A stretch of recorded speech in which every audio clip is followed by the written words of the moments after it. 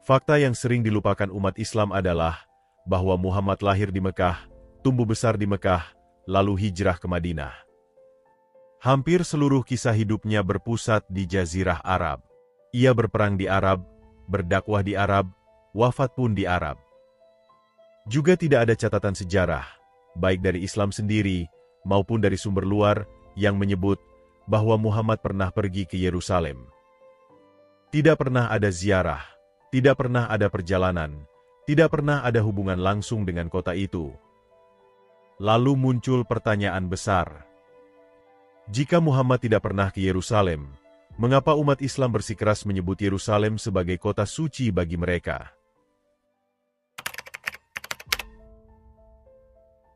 Jawaban yang paling sering muncul dari pihak Islam adalah kisah Isra Mikraj.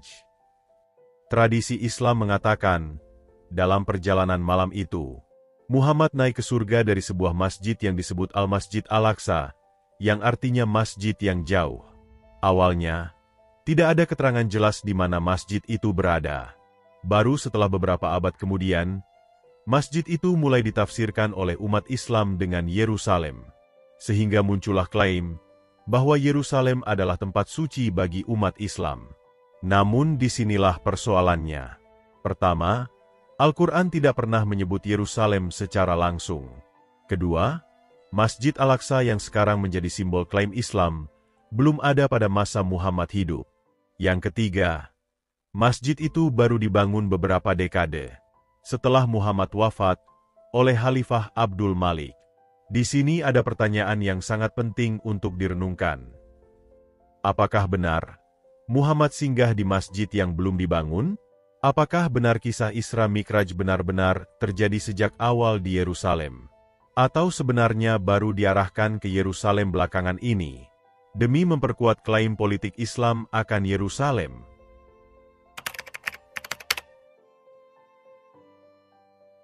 Sekarang, mari kita lihat fakta sejarah Yerusalem di zaman Muhammad. Ketika Muhammad masih hidup, Yerusalem dikuasai Bizantium Kristen. Tidak ada komunitas Islam di sana, tidak ada masjid, tidak ada aktivitas keagamaan Islam. Justru, Yerusalem saat itu adalah pusat umat Yahudi dan umat Kristen. Memang masa itu, Bait Allah sudah dihancurkan, namun orang Yahudi tetap merindukan Yerusalem. Juga pada masa itu, gereja Makam Kudus sudah berdiri, dan sudah menjadi pusat iman Kristen. Tapi Islam, sama sekali belum ada jejaknya.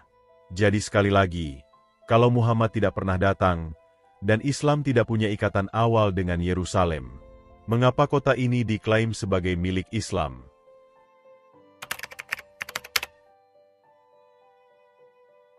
Sejarah mencatat, setelah ekspansi Islam berhasil merebut Yerusalem pada abad ke-7, barulah kota ini ditarik masuk ke dalam narasi Islam. Khalifah Abdul Malik, dia membangun kubah batu dan Masjid Al-Aqsa, tepat di atas lokasi yang sudah sejak lama dianggap suci oleh orang Yahudi dan Kristen. Tujuannya adalah untuk menandingi dominasi Mekah dan Madinah.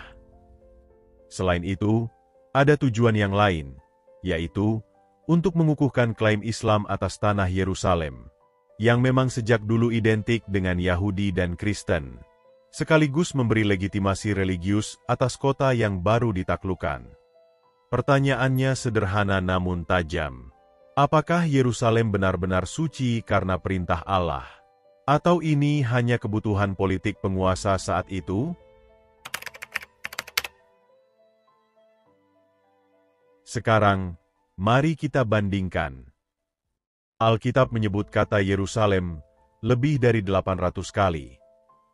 Nama Yerusalem muncul dari kitab Kejadian hingga kitab Wahyu. Setiap nabi, setiap sejarah Israel selalu terkait dengan Yerusalem. Sementara itu, dalam Al-Quran, tidak pernah sekalipun menyebut nama Yerusalem secara langsung.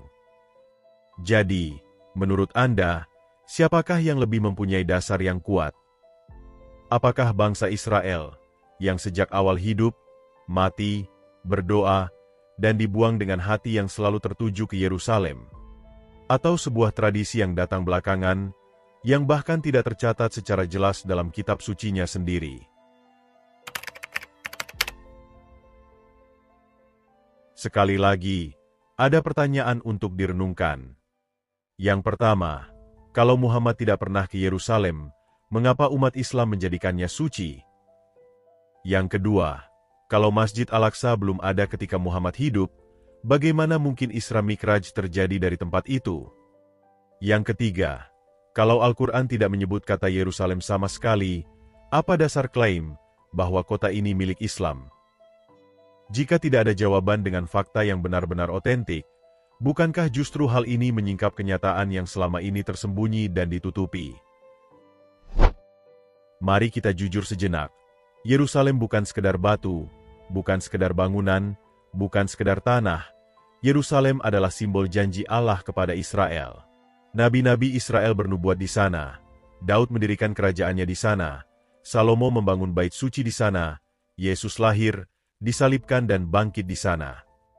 Sementara Muhammad tidak pernah sekalipun menginjakkan kakinya di sana.